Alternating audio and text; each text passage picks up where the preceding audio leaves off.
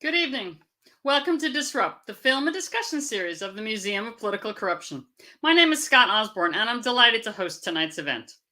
The Museum of Political Corruption is a nonprofit, nonpartisan institution dedicated to educating and empowering the public to bring about the ethical, effective governance we all deserve. Founded in New York in 2015, the museum has organized panel discussions, lecture series, and now hosts a virtual museum. Moreover, we organize the Nellie Bly Awards for Investigative Reporting, an annual celebration honoring outstanding investigative reporting work, such a foundation of ethical governance. But tonight's event is part of our Disrupt program, a film screening and discussion series featuring impactful contemporary movies and live roundtable discussions with filmmakers and other guests. Disrupt events showcase socially relevant films and support conversations about corruption and honest governance. On a personal note, I'm especially pleased to lead tonight's event. I have been a trustee of the museum since 2017, but I've also worked internationally for much of my life, including living in Kenya, the setting for the film we're about to talk about tonight. That film, Softie, tells the story of Boniface Mwangi, a Kenyan photojournalist turned activist and later candidate for office in Kenya's elections in 2017. Through the film, we get short looks back at the history of tribalism in Kenya, as well as the role of the family dynasties that have dominated politics there for many years. But we really delve into the role of integrity and honesty in electoral politics, as well as the very human balance of family and cause. We see Boni, nicknamed Softie, bravely taking on the police for the right to protest and struggling to make progress against politicians and the public who see bribery and corruption as the norm and have no expectation of clean campaigns. We also see what this struggle means for him as a fat person with a family.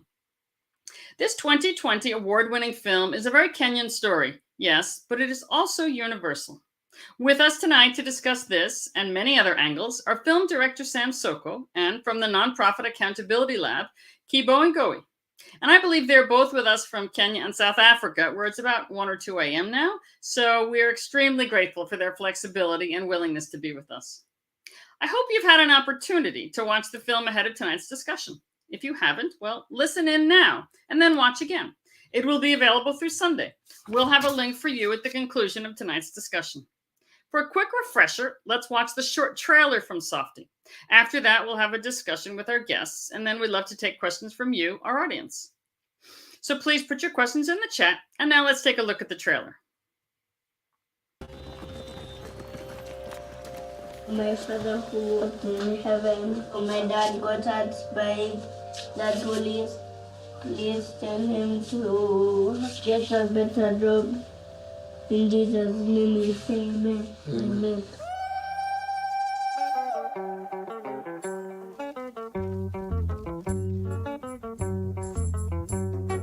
Kenya has been ranked dismally as one of the most corrupt countries in the world. MP. You have a right. You have a right for this. Boniface Mwangi, folks, this young man is, one word, fearless. Why are you arresting me? Why are you arresting me? What have I done? Where are you going? Going to topple the government. I can only imagine how scared I'd be, see my husband taken to the streets. Now he wants to try his hand at politics. What? My heart is made up that I'm going to vie. This is how you're telling it.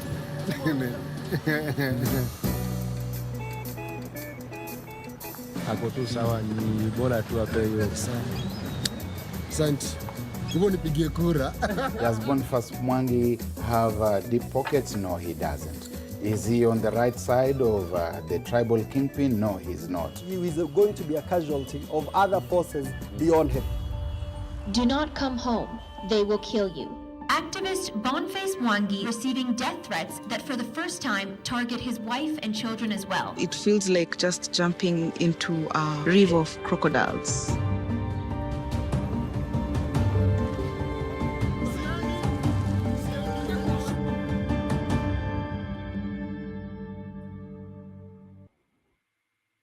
Sam Soko, the director of Softie, is a documentary filmmaker based in Nairobi, Kenya, with a captivating approach to socio-political storytelling. He has worked on his own and in collaborations to bring important issues to the screen. Softie is his first feature documentary, and it premiered at the 2020 Sundance Film Festival, where it won a special jury prize for editing. He's gone on to receive Emmy, Peabody, and Producers Guild nominations, but he's an outspoken defender of freedom of expression and has taken part in global conversations on making media matter when the world is on fire. Sam is also co-founder of LBX Africa, a Kenyan production company that works with local and international filmmakers to bring a uniquely African perspective to global audiences. Thank you so much for being part of tonight's event. Thank you so much for having me. Good evening, Thank you. Sam. Welcome. Nice to see you. Nice to see you too. In addition, we're joined by Kibo Ngowi from the Accountability Lab, a global organization devoted to public integrity. Kibo is a Botswana, Tanzanian writer and communications specialist based in Johannesburg, South Africa. Kibo's work has been published on platforms in Botswana, Nigeria, South Africa, and the United Kingdom. He's written on a variety of topics, including entrepreneurship, current affairs, lifestyle, the arts, travel, motoring, and technology. But he's always had an abiding interest in social justice and community development. Through his work at the Accountability Lab, Kibo uses his skills and knowledge to contribute toward building a new generation of active citizens and responsible leaders. I know he'll be telling us more about the Accountability Lab and their work, so thank you for joining us tonight. Thank you so much for having me, Scott. Good evening, Kibo. And again, thank you to you both for being with us here in the middle of the night, your time. So I would love to start with Sam. For so many of our audience who've seen the film, I'm sure they want to know how this came about. Why did you pick this subject? You've been working on it for some while. Tell us a little bit about what brought this about. Well, thank you. And like I said, it's really cool to always reflect on the stories that we tell, and particularly with this film. So I would say initially the plan wasn't necessarily to come up with a feature film. The idea was to develop a short film that was essentially supposed to follow Boniface's work as an activist and kind of the provocative protest that he used to put up. And you make a short film that would be like a manual, kind of like a how-to guide to develop protests. And we started in filming one protest, and then it became another protest. And then, and at some point, it kind of became clear that everything we were seeing coming into play with the protest had an impact, particularly on his life, on his family and his children. And the more we were reflecting on this, and the more we got access to film his family, the more you kind of just saw how the decisions that happen in the country or that are made in a larger political sense have a direct impact on his life back home, and moreover looking at his past. And in a way, say 2-3 years in, because we eventually ended up filming for close to over 5 years, and it took us another 2 years to edit. So it was part of his life more or less for like 7 years. And it's through that process, it kind of became, as a Kenyan, it gave us a point to, not only reflect, but to kind of look at our past and how the cycles, our political cycles, affect us, and eventually became a film of our existence told through his life. But that's fascinating. So you originally started thinking that this would be sort of scenes of activism and how to be an activist. And now next thing you know, you're in this sort of electoral political campaign, and you're in Kenya, and then you're in the US with the family. That's really something. So tell me a little bit about, because you can't watch the film without wondering what was filmed by who and how you put this together. I'm watching some of the scenes thinking, well, does one of those kids have an iPhone? I mean, how are you getting this? So tell me a little bit about sort of the editing and the process, because that was very arresting in this film. I think the thing that was incredible, particularly in the parts which we thought this is where the story was going initially, was and again, how unpredictable filming political situations like protests and stuff like that is. We kind of just worked with as lean of a team as we could have, a cinematographer, or to sometimes having a sound person or not, depending on how the situation works. And we were filming those spaces. But then initially the family, particularly his wife, were not really keen on being filmed because Njeri, his wife, wanted to keep things very, like, keep their private and allow such that the space for home becomes a safe space for outside all this noise. However, the more, particularly at the point when he decided to run for office, it became kind of, they kind of got thrust into like a bit of a public space. And the more I was talking to her, and I essentially tried to convince her that her story is reflective of very many other people in the past. And a lot of the stories that we see of activists and politicians, we never see their families, we never see their partners, and we don't really understand their sacrifices. And I remember she accepted to do like an interview, and she told me, we're only gonna talk for 15 minutes. That's the best I can do. And we ended up talking for over 4 hours. And she just saw the need and importance to speak to this part of their story.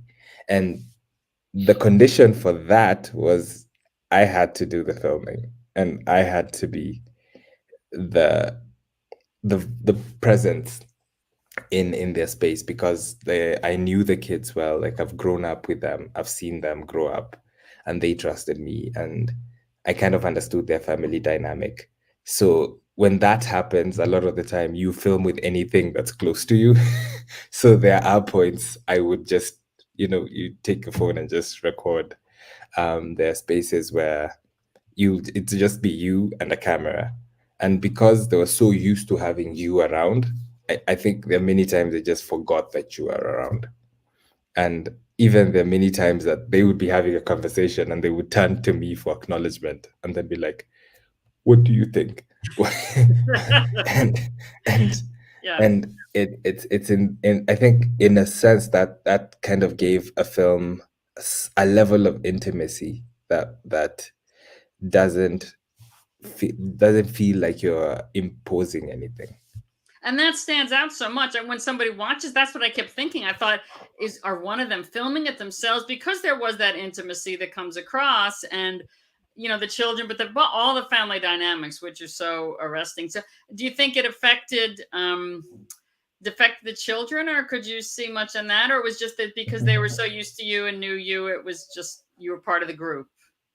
I think I over the time, even before we started to film the kids and the family that much, I kind of developed a relationship with each person individually. Like, I have a different relationship with all the kids.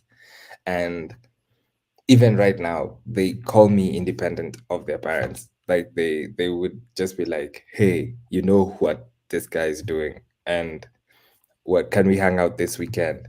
And I'm the one who has to be like, have you asked your mother? And it's because I had to develop a different dynamic and relationship with each person, and have a very different relationship with each person.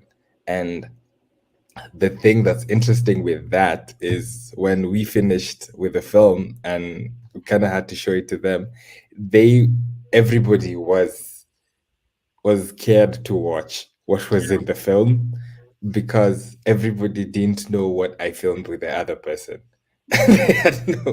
And they had no idea what was going on, but they knew I was filming. So when and I think in a sense it's an incredible level of trust that I'm forever indebted to. Like, just them trusting me with their story and them being okay to be filmed. And I'm curious how the film develops over the years with the kids as they grow up and as they become older. But I think it in a way became a window for the parents to understand their children as the kids were growing up, and how their lives and life choices were affecting them. And I think most significantly for the viewer, for a first-time audience, you do realize, as you mentioned, the personal sacrifice. We sort of use that word about personal sacrifice for public service or for activists, but you see it on such a day-to-day level that I think you get a different visceral understanding of what that means. Not just someone saying, "Oh, this is a sacrifice to do this work." You really feel that because of that intimacy. And I think it's super important. I think a really basic example is, for the longest time, everybody used to talk about Martin Luther King, and people never used to speak about Coretta Scott King. And she was just a partner, a spouse, the wife. And you never really understand that for this great people in history to thrive and be the people we believe they are, someone else had to sacrifice incredibly to allow them a level of peace of mind, in a way, to continue to fight, to continue to push. And that sacrifice is, in essence, at par with the sacrifice of the other person, because they exist together.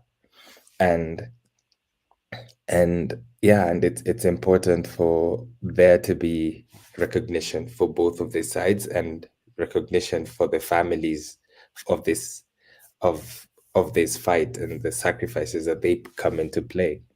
Sacrifice and support, I would say. You see in Jerry Exactly. in a role that Exactly. not do without Exactly. her. Positive Mhm. aspect too, which is quite interesting. Exactly. And in a very weird way, it helped, particularly with the film, access political spaces, because even if a politician had a problem with the film, they would watch the film and be like, this is true. Like, this is my existence. This is what I go through. Like, I'm like, oh, I've had this conversation with my wife, and it's. I think it really helped us when we share the film, particularly locally, because we would have politicians actually being like, I don't agree with the political views of Boniface, but I acknowledge the sacrifice, and acknowledge where he's coming from, and I acknowledge the challenges, because I have gone through this. We had like a really prominent governor in Kenya, and so it's actually the governor's wife who called us and was like, we need to show this film everywhere, because this is my family, this is the conversations we're having, this is what we're going through. And for us it was shocking, because we think these are the people who are going to refuse for us to screen the film, but it's also a reflection of what they go through, even in political circles and the political engagements that they have. Yeah. So I want to come back to that in a minute, but just to shift gears a little bit, this film, it might have started about activism, but it becomes about ethical elections and the election process and the bribery and the corruption and the vote buying and all of that you see. And one thing that struck me is I thought, so much of this, it's very Kenyan. Obviously, it's rooted in place and time and, family dynasties. But so many of the themes are universal, even if they're manifested slightly differently. We've got sort of universal themes. So, Sam, first tell me about, how you saw that angle when you were making it. I think the film comes from a deep love that we have for our country. Like, I love Kenya, but Kenya is the one thing that keeps me up and makes me very scared at night, because when I think about the future and our political situation and everything that happens in between, it's a scary thought. It's like you don't, sometimes you're like, I don't even want to go outside, because why would I? And the making of this film was a means to expose, in a way, and express a vicious cycle that we exist in, of impunity and bad governance, and a political, being run by a political class that clearly doesn't have the well-being the Kenyan at heart. It's existing in a system where we feel they're doing us a favor. Like, it is out of their benevolence that we exist, and we are able to do anything. And I think it became important, particularly in filming the election, to show, because we exist in elections, like that's the way we do our elections has always been the same. You want to run, you have money, give me some money, I vote for you, and life goes on. Do I care whether you deliver or not? It's dwindled over time. So at this point, this is a purely transactional operation, and it's normal. However, it's not something we've ever seen ourselves in. Like, nobody has ever held a mirror and be like, that is me taking a bribe and giving away my vote, and this is what it means. And it's not just this politician, it's like it has a colonial background to this conversation. And it does have present day external actors who fan these flames of our discontent. So for me, it was important to carry this ridiculous mirror up through the film and be like, that is us. Like, there are many other people to blame, but we are also to blame. So how It's does that interesting. make you feel? Yes, Yeah. because some of the scenes where you see the public and the people he's courting for votes who clearly don't expect anything exactly other than this transactional relationship. They pay us now, 5 years later, they come back and they pay us again for their votes. And they've accepted it. It's been internalized that this is the way the system works. And of course, we don't expect anything more. I mean, which some of the scenes were almost humorous, but boy, depressing on a big picture. No, it's true. And it's not only a Kenyan thing. I think Kibo can attest that we have an electorate that's becoming increasingly apathetic, like increasingly not caring about the outcome of this power that we claim they have, that is the vote. And Kibo, I'd like to bring you into this discussion, and I have a feeling that many in our audience might not know what the Accountability Lab is and does. And so before we shift to kind of your perspective on this, could you just give us a quick introduction to that? I think that would be super. Thank you, Scott. I'd love to do that. But first of all, I just want to say congratulations to Sam on making just a brilliant, captivating film. Like, I was on the edge of my seat watching it, and I'm glad that you touched on like how long it actually took. That was one of the things that I was really curious about, because you could see like there was a great investment of time. Like, we followed Boniface's story and his family's story for so many years. So like, I'm not surprised that you say it was 7 years in all, because like it was a really intimate portrait of his family. And just, we'll talk more about this as we go on, but like just one thing that I'd really like to mention is like, and I think you guys have touched on this a little bit, is like the specificity of the story, the like really zooming in and focusing on this one person and this one family is actually what taps into how universal the story is, because and like you're able to relate to this family's experiences beyond just the context of a regional election in Kenya. And it like really speaks to a lot of the apathy and a lot of the frustration that we feel with, governance and political systems around the world, But okay, let me step back for a minute and then, just talk briefly about Accountability Lab. So Accountability Lab is a global translocal network established in 2012. We have the headquarters in Washington, D.C., but we have a network of independent network labs across the world in a dozen different countries, mostly in the global south, many of which are in Africa. I'm based in Johannesburg, South Africa myself, where we have one of our network labs. But we also have labs in West Africa, in Nigeria, in Mali, also in Southeast Asia, Pakistan, Nepal.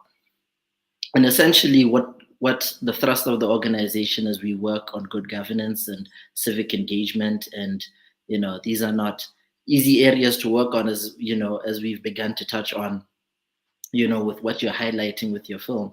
But I think from the perspective of our organization, like one thing that really made your film really resonate with me is like one of our flagship programs, for instance, is called Integrity Icon.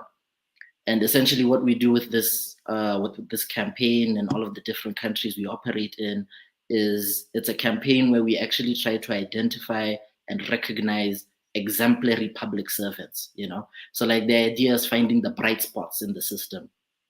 And this is a process that we do with the public. So the public literally nominates, it could be a fireman, it could be a police officer, any public servant that they feel is making a positive impact in their community and is like really the bright spot in, you know, a situation that on a grander level may seem hopeless at times.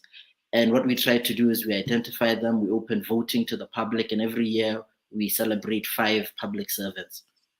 And what we really try to do with this is that we try to build a network. We try to build a network of public servants who, you know, are really committed to, in the same way that a person like Boniface is, in improving the system, in creating a movement for collective change.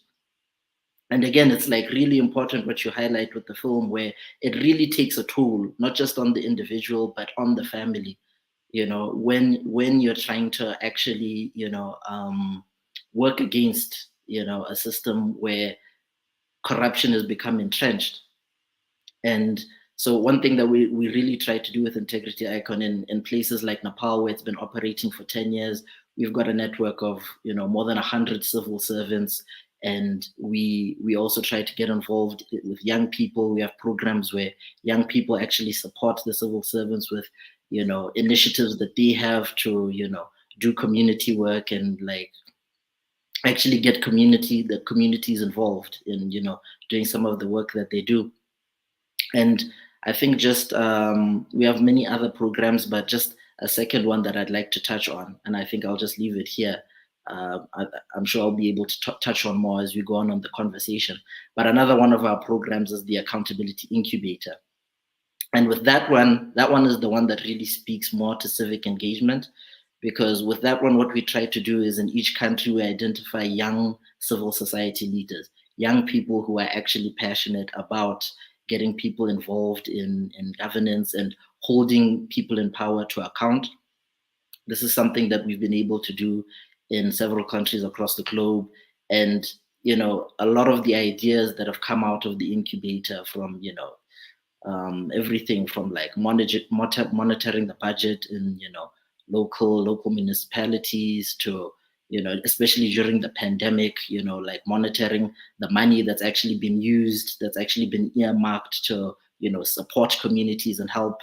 And during the pandemic, we were actually able to expand the incubator and make it have a virtual component of it. So now we were able to, you know, support young civil society leaders in Kenya and Uganda starting from 2020. And it's inspiring, you know, seeing some of the young people and the ideas that they have that, you know, for actually making an impact on their communities. And that in a nutshell is kind of some of the work that we try to do as the lab. Thank you. And developing that sort of cadre of young people, especially, or any people, but people who have different expectations, you know, who don't have the cynicism and aren't already sort of in the system is super important. I'm curious, in the many countries where you work, are you getting pushback though? There are very entrenched powers that be that don't want this kind of activity. So how much do some of the people who work with you in different countries, how much do they experience that? Is that an issue? We've talked about sacrifice. Are you hearing that, or do you see that? Yes, this is definitely an issue in some of the countries that we operate in. We established a network lab in Zimbabwe within the last 2 years. And there especially, you know, as we've begun operations, some of our staff members have had, you know, incidences of being followed by kind of state police and like being under surveillance and that kind of thing. But I think the one of the things that really helps us is, especially with something like the Integrity Icon campaign, we try to get the buy-in of, you know, like local authorities, because our approach, again, as like I said, is to find the bright spots in the system, is to find the examples of people that are like really, you know, doing exemplary work and trying to make a positive difference. So in that way, we've been able to, get a lot of support from local authorities and actually bring them into the process of like, helping us, verifying like the backgrounds of a lot of the backgrounds and the track records, a lot of the public servants that we do celebrate. And so in a lot of countries where we've been operating for a long time, we're able to build those relationships, but it's an uphill battle. It is in a lot of places, because again, over the last 2 years of the pandemic, one of the themes that's been going on across the globe is that you've seen a shrinking of civil space, and you've seen, governments kind of, using kind of the guise of national emergency and having to respond to the pandemic, now introducing a lot of policies that restrict, freedom, that restrict, citizens' ability to, hold powers accountable. And you're seeing a lot of those policies just staying in place even after lockdowns end and, things are becoming more free. So that's something that's become, a very big talking point for a lot of our entrepreneurs. That's what we call the young people who go through our incubator, and the public servants we've worked with in Integrity Icon. So these are things that we have to be conscious of and that we have to continually push back against. But it's it's a journey that we have to take. Sure. And let me just focus on this would really be for both of you on the specific issue of election integrity, because so much of this is really about buying votes and buying elections, and that's such a huge issue in so many countries. First, maybe I'd ask Sam, are you seeing progress in Kenya? Elections are coming up again, or has anything changed? I think I would say, and then maybe Kibo, have there been changes in other places? Are we seeing progress? Are we backsliding? How do you see this one? I think it's there's certain things that Kibo's spoken about and how there's shrinking spaces. I think in the Kenyan space, the idea of government control in our existence, something like say protesting, has been has continuously disappeared up to, I would say, 10 years ago when we started filming. It was possible for people to protest in front of, say, the office of the president. Right now, they'll get tear gassed even before they leave their houses, and it feels it's crazy even for me to think about it, that that's not a thing anymore, and that there's a generation living now having to be told, back in the day, and we're just talking about 10 years ago. And the thing with the elections we have this year are essentially no different, because contextually, we really have nothing to choose from, particularly when we're talking about the presidency. We are literally choosing from the same people who've been, it's the same pot of the same thing, because they've designed in this space that it's impossible for anybody else to try to be a voice. Self-perpetuating system, it seems like. Exactly. Yeah. It feeds itself. They're the coalitions of each other. They're their own enemy and their own friend, and anybody outside the system is not allowed in it. And that is the election that we are facing. We're basically choosing between, do you want to shoot yourself with a gun or take cyanide? Like it's not necessarily a choice.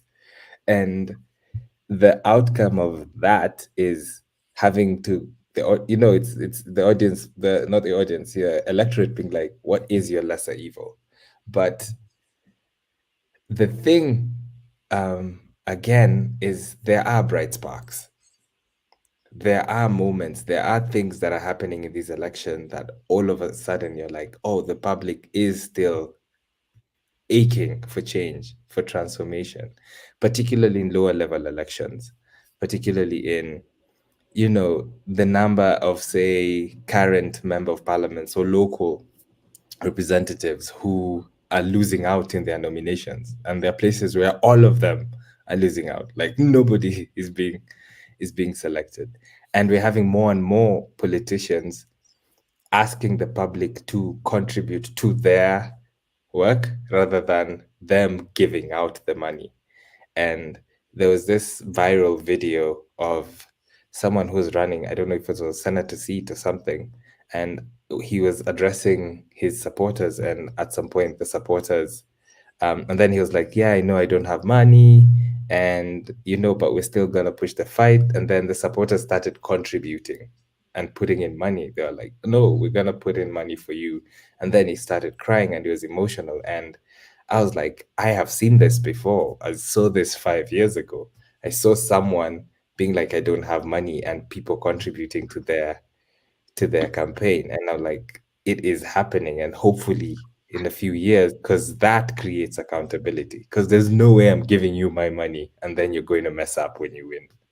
Yeah. Like if you mess up, I'm gonna ask you. I'm gonna be like, I gave you money, so you are accountable. It'd be good to know there's some bright spots, because once we start to see in Kenya or other places, a public that gets more and more disaffected because they see politicians up on this other level who don't work for them, don't speak for them, aren't responsive, and just that cleavage gets wider and wider, and the public almost stop expecting. And as you say, they can't now protest. They don't have any levers.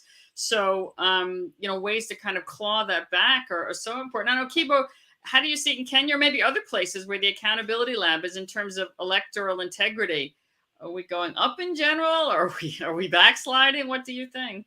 Yeah, I mean, in a lot of the countries where we operate, I mean, including here in South Africa, I mean, there's a lot of the themes that Sam has touched on, especially in terms of these entrenched power systems where you see the same politicians, the same kind of ruling party, it just feels like they're eternally in place and like they can't be dislodged. But one thing that gives me a lot of hope in the countries we operate in is that I think a lot of young people are becoming more conscious of like the value of local, municipal elections, and like the value of like really getting involved in terms of, talking to the local councillors and, getting involved in elections for, by elections for municipalities, and, how that directly affects the community, because national, as much as national politics is definitely relevant, is something that they have to be engaged in. They like really, I think we're seeing more young people realizing how important it is to be, engaged in, the local politics in terms of like how it affects the town that you're in, the communities that you're in. And with programs, like we have a program called Civic Action Teams, which is essentially about trying to close that feedback loop between local communities and local authorities, and actually try to make sure that issues, what might be considered like smaller issues that communities are facing are actually things that are brought to the attention of local authorities, and that these are things that can be unpacked, and these are things that can be addressed, and we've seen a lot of success with that, especially in places like Nepal. In fact, the program first came developed in Nepal after the earthquake in Nepal had a devastating earthquake. This is around, I think, 2010. And it like really changed the shape of the country. A lot of Nepalese who had been working abroad came back to the country to help with the rebuilding effort. But like there was a lot of disconnection in terms of, the ability of local community members to actually talk to people in power. And through a number of means, whether it's, organizing town hall meetings, utilizing, bulletins that we put out, radio, television, we've been able to, close that gap and like actually create more communication channels between local communities and authorities. And so like that gives me hope. I'm seeing a lot of examples of young people being more engaged in that kind of thing. So more locally and not so much nationally. Yeah. So I'm curious, do you see the proliferation of different forms of social media in the last 20 years? Is that helping us or hurting us? That's a difficult question. I would say, I would say it's both. Hour. It depends what angle Such a you're factor. looking at. It's huge, Yeah. It's huge. Because I mean, it's a tool. At the end of the day, social media is a tool. I know we like to, demonize it and villainize it, but it's actually just a tool. And what you see is there are a lot of examples of that tool being used by people who want to make a positive change, people who otherwise wouldn't have the ability to galvanize thousands of people, using that as a channel that they're able to spread their message across a lot of people. But then, the other side of the coin is the bad actors are able to use that tool the same way as well, to galvanize a lot of people to continue to do harm to the system. So it's a tool that's affected, the shape of politics and society everywhere we are. But it's just a matter of who's using it and for what purpose. It's interesting in terms of that question, because I think for the longest time, social media was and is a reflection of the people in it. By and large, it's just society on different kind of drugs, and they engage on a whole other different level. And I think the part where we have to be wary as a society as well is because of this double existence of where the people who have money and control, who have greater accessibility for use, I think they have incredible swaying power into our daily lives that even we are just trying to understand. Like, the things that are happening, you're like, how did this even happen? And when you go into the anatomy and of how social media played a part in some of these things is for instance, in the film, we look at how our elections both in 2013 and 2017 had Cambridge Analytica playing a role and playing a part. And a big part of what they did involved social media and paying influencers on social media and having these messages being put out, but in such a systematic, crazy way that it's only after the fact that we're like, oh, that was them. And that's very scary in viewing that level of influence and taking advantage of spaces such as Kenya, where we're still just trying to go by. But then seeing what happened in the US and what happened in Brazil and what happened with Brexit, you kind of realize it's just in tuning with our greatest fears and people taking advantage of that. So for me, social media has done incredible good in changing our lives and opening up our lives and giving us this opportunity, right, of us to have these conversations. But at the same time, as Kobe said, it's also been I agree. Thank you for putting it so well. I agree.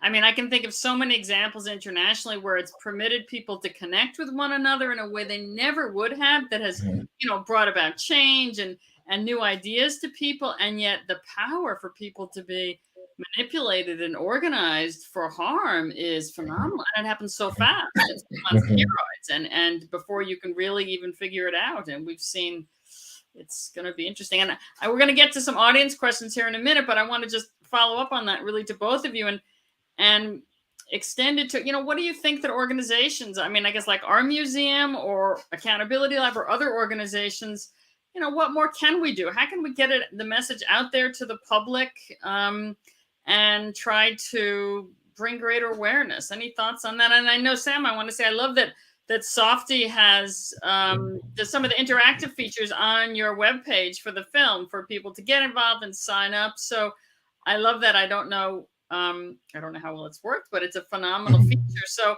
I am curious what you think other organizations and grassroots groups can really do. I think a lot of work that we need to do in this space involves the local communities, involves on the ground conversations, on the ground sensitizations, empowering of the people on the ground. There has to be an acknowledgement that the world is more decentralized right now than it has ever been. Like, people have greater power individually on the ground just by virtue that they have something like mobile phones that never before. And that level of power and acknowledging that level of power and them accessing information, quality information. I think for me, that's where the key is, the access to quality information and the access to quality engagement. I think the more we give room for misrepresentation or disinformation, I think the more it becomes easier for people to create this environment for harm. Kibo? Yeah, totally agree with Sam. I'd like to echo that point, in terms of it really has to start at empowering people at the local level, because again, it can look very daunting when you look at things on a national or even global scale, and it can feel like very disempowering to feel like, okay, you're not going to be able to change these big things, but it often takes showing people that they can have an impact on like just their community for them to see how powerful, and decentralized the world actually is. And just like one example that's coming to mind, there's so many, entrepreneurs from my incubator we could talk about, but I'll just mention one that I spoke to again recently. So this is an entrepreneur in Nigeria. His name is Wilson Atumei. And so he actually started an organization that's all about trying to ensure that communities across Nigeria have access to clean drinking water. And this is still, an issue in many communities across the country to this day. So what he's done is he's been able to galvanize, hundreds of volunteers across the country. And what happens is when one of them finds, a community where, they're having issues with access to clean drinking water, him and his team, they go there, they document it, and they actually just start a campaign of, just raising awareness about it, and actually, talking to the state councilor's office, and actually bringing awareness to the fact that, look, there's an entire community here that doesn't have access to clean drinking water. And they've had a few success stories where they've literally been able to push the local authorities to dig a borehole in a community that previously hundreds of people didn't have access to clean drinking water. And I think that's just like such a kind of tangible example of like how a few young people, galvanizing collectively can actually make an impact like that actually helps, real people solve like a bread and butter issue. And I think, the more times, young people can actually see that kind of thing happening, the more empowered they feel, the more they realize that, okay, we can actually change society if we work together in small, tangible ways over time. Yeah, I think people need to see. I'm sorry, Sam. Go ahead. No, I was gonna add. I think it's in there's some very basic investments and engagements that could happen that add value, like based on some of the stuff that Kibo's talking about. It's still, something like the internet right now is a basic need. I think everybody needs to have access to the internet, and it needs to be free. And investment needs to go in to make sure it is free and accessible to everyone. Because once it's that way, then I no longer have to have my measured few data bundles that I have don't have to be used to access the few WhatsApp groups that I can that are just disinforming me constantly.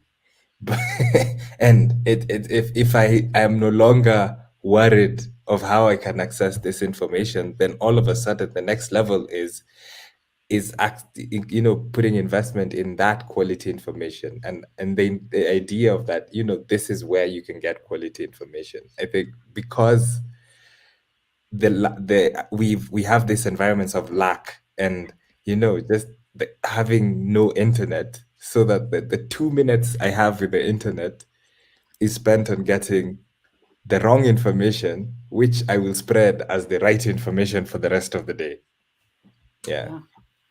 I'm going to invite the audience. If you have questions for Sam or Kibo or both, please put them in the chat. And I'd like to invite our tech team to send any of those questions on that you get would be fantastic. And while we're doing that, I just want to pick up on something that Kibo mentioned about a tangible positive thing, because I was thinking how much people need to see that. It's so easy to get disturbed. You sort of get in this cycle that politicians aren't responsive and it doesn't go anywhere, and it's very easy to get disaffected and just focus on the day to day. And I do feel if people would start to see more tangible, positive things, perhaps they would be motivated, if you will, to get more involved, or be willing to make those sacrifices to get more involved.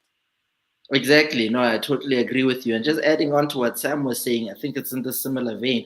Like this limit to, your access to the internet, you consume all of this, false information. Quite often, that information is also disempowering because it's false information that just shows you like that it paints the picture that everything is going wrong, because that's the information that spreads the fastest, right? The information that's just like negative and completely. And I remember reading somewhere that, for most of human history, the problem was it was very difficult to find information, and information was scarce. Now in the internet age, information is completely abundant. The real problem is finding the quality information, the information that you can actually use. So I see a lot of situations where, people today are glued, people who do have access to internet are glued to the internet, just watching horror story after horror story, and they're completely disengaged from what's happening around them. They literally don't know what's happening to their neighbors, what's happening like down the street from them. But, they're worried about something that's happening on the other side of the world and saying everything is over, and as much as it's good to be informed about what's going on in the world, it's so important for us to have perspective. Like, you can only really affect what's going on around you, like the further away it is, the less of an effect that you can have on what's going on there. And I think, it's important to just bring that perspective back sometimes.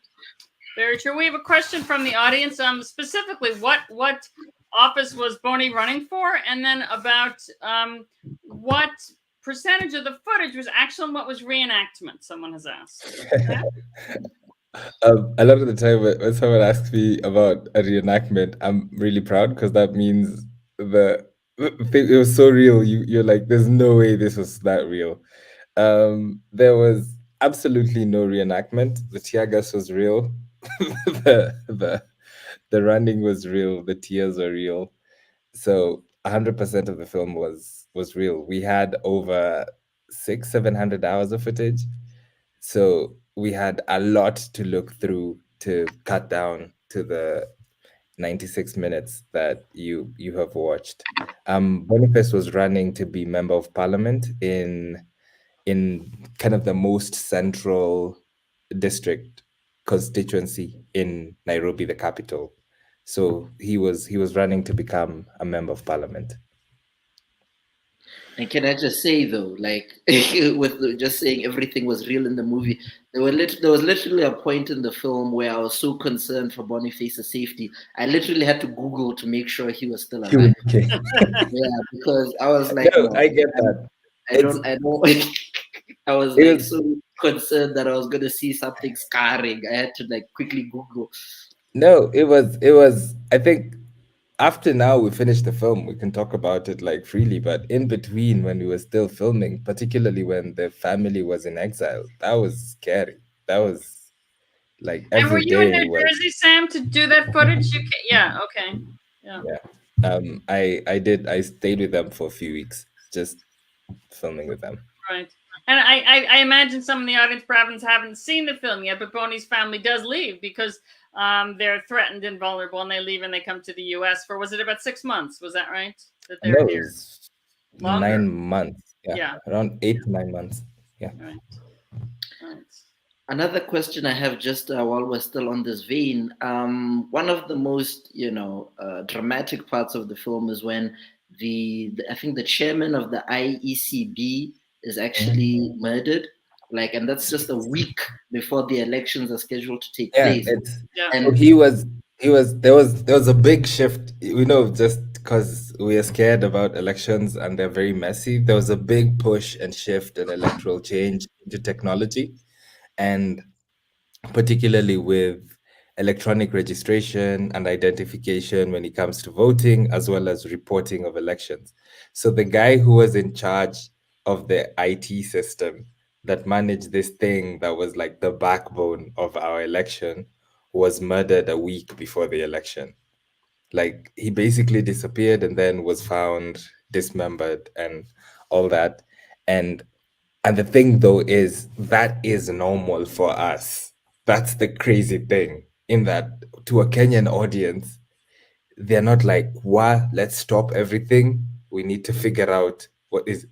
For us, it's like, "Oh, it happened. Okay," and then you just keep moving. So it's one of those things that even now we still don't know what happened to him. That's the thing. Like, the police are still investigating. So, and we all know, unfortunately, that this similar things happen in other countries as well. exactly. Interesting. So, let me ask this: what's Boney doing now? So he announced not too long ago that he's not gonna run for elections this time, and he's gonna spend his time with his family and kind of working in the lives of the family and the children. His energy during this election period would be he said he's working in sharing the lessons he learned in the last election with independent candidates or new candidates or up and coming candidates in this election. Giving advice to how they can maneuver and engage in the space, that when since they have no money, and trying to drum up support and how they can run clean campaigns. Essentially, hopefully, again, which is the hope, is all you need is one who will win.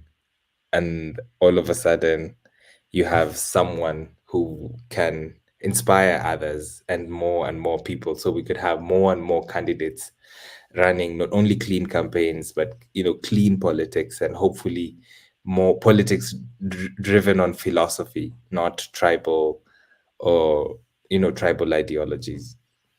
Can you just speak to that? We didn't address it earlier, but that's definitely an element in it. I mean, what might be the elements that would reduce the tribalism in Kenya? That it's been entrenched now for some years. I mean, how do you see that going? Is there a way to manage that? I think, again, back to the conversation about grassroots information, I think it's first helping the electorate to understand what the difference is between running a political campaign or speaking to leadership that are sharing information based on values, so that when someone tells you, "I'm going to change your economy," your next question is, how? Break it down. What are you going to do? I think the how, we've never gotten to the how.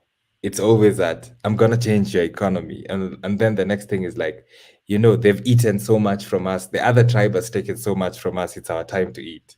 And, at that point, there's no how conversation. There's no, what are you, are we talking about more social systems? Are we talking about increased taxes? What are we talking about? That's not a conversation we have. Our conversations end at, things are gonna be cheaper when I win. How? Right. So it's empowering your public to ask those questions. And you mentioned like our website, and that's kind of where the level and push of conversations that we're trying to push for. It is okay to ask how. It is, yeah. We have another question from the audience. The film conveyed a strong feeling of physical threat and tension throughout. Did it feel like that for you filmmakers? Of course.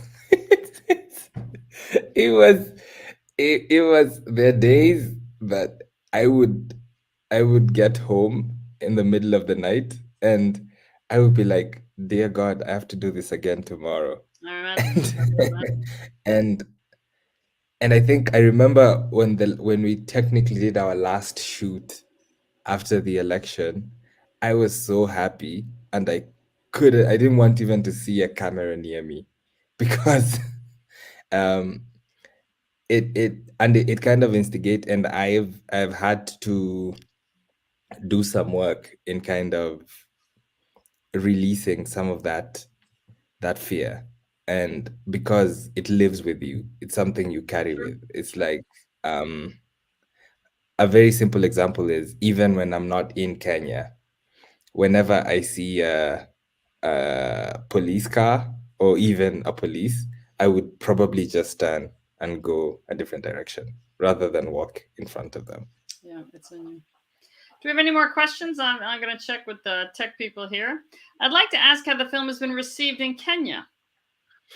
It's been amazing. So initially, our classification board. So for you to show your film in Kenya, you need to take it through classification.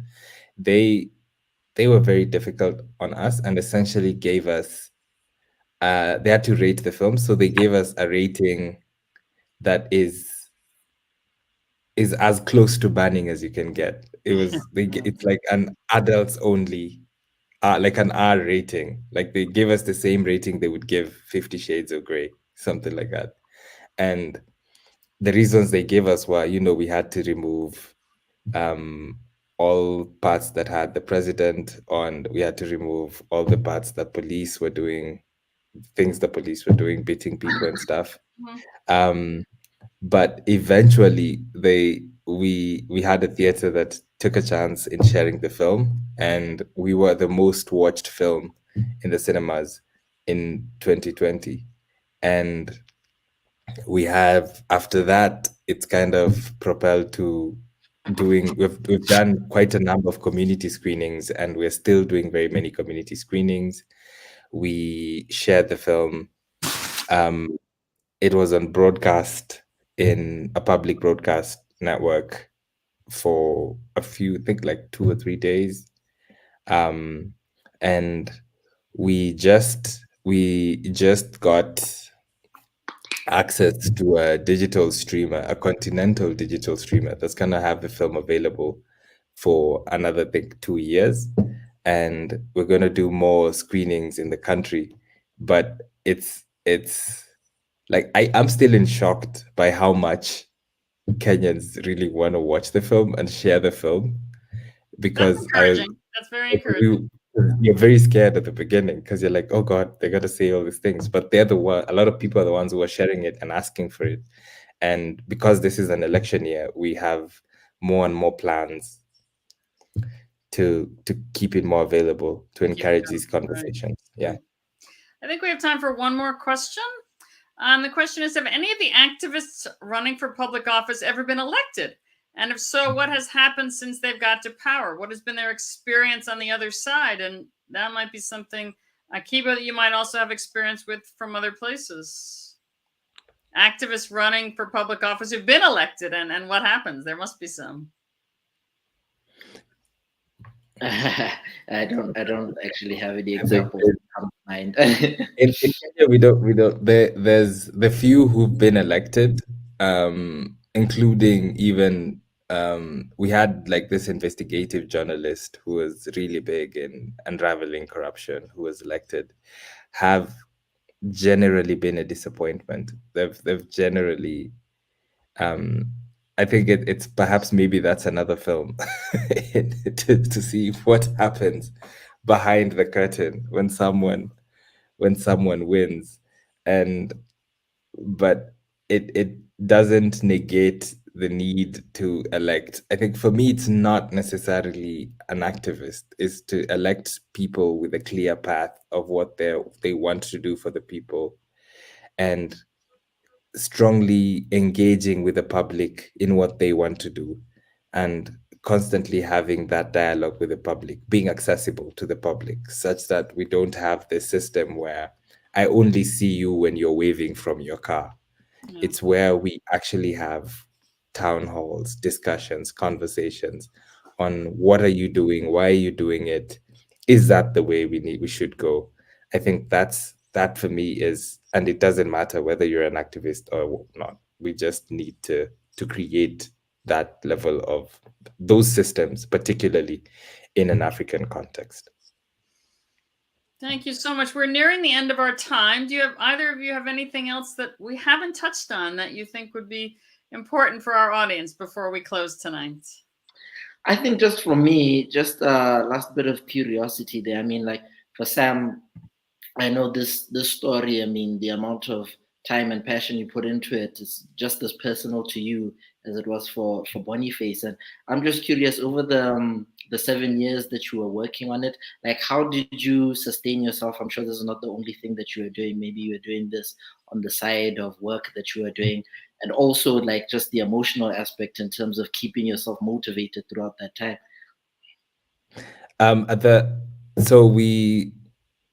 I kind of had to do a lot of call it NGO work, filming small videos that a lot of NGOs use to show their work for survival. Like I said, I think in the introduction that Scott read, we have this production company called LBX. So it's in doing that work, and I'm so happy that I had colleagues who essentially carried the weight and can help me survive to push this film through.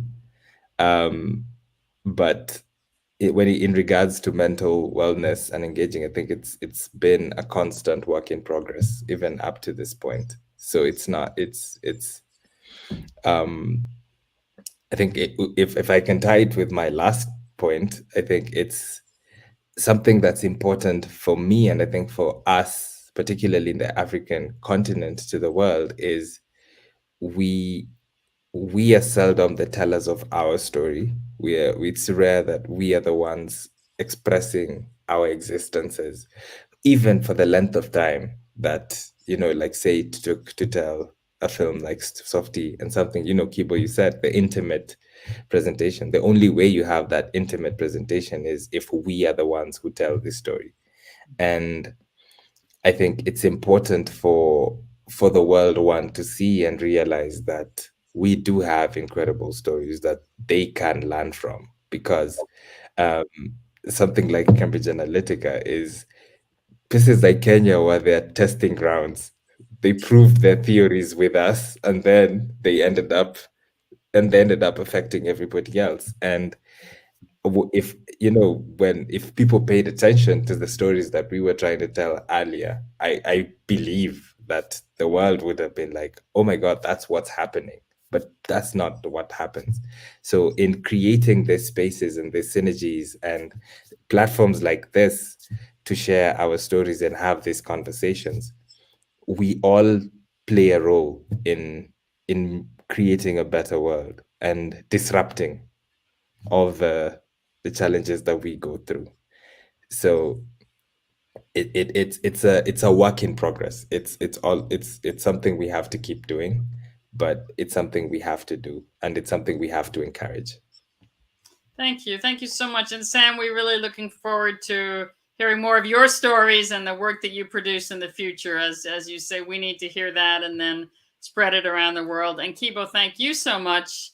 And thank you to the Accountability Lab for co-hosting this with us. We're very grateful for your time and for sharing this and helping get our message out. We try to do our part also to spread these words in our common work. So thank you very much. And for those of you in the audience who have not yet seen the film, it is available through Sunday on Vimeo through demand. So the museum has a special promo code that you can use to see this film for free. It is exclusive and limited just to this time period, and all the details should be there in the YouTube chat, and we'll have them on our Museum of Political Corruption information. So if for some reason you tuned in tonight, we appreciate it. If you have not yet seen the film, see it, share, tell people more about it.